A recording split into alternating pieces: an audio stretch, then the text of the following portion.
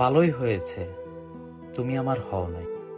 যদি তুমি আমার হতে, আমি হয়তো কখনোই কষ্ট চিনতাম না, বিচ্ছেদের স্বাদ পেতাম না, যন্ত্রণার সাথে আমার কখনোই পরিচয় হতো না।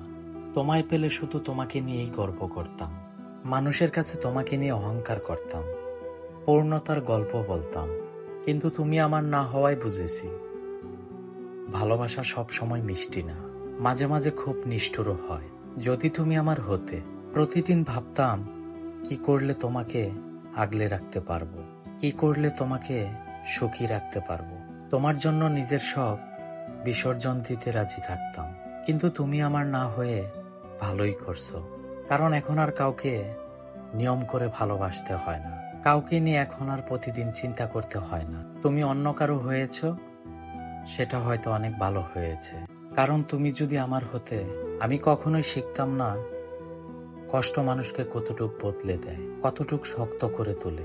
শেষে শুধু একটা কথাই বলবো, তুমি সুখে থেকো, ভালো থেকো সব সময়। হয়তো আমি তোমারে পাইনি, কিন্তু আমার দোয়া তোমার জন্য সব সময় থাকবে।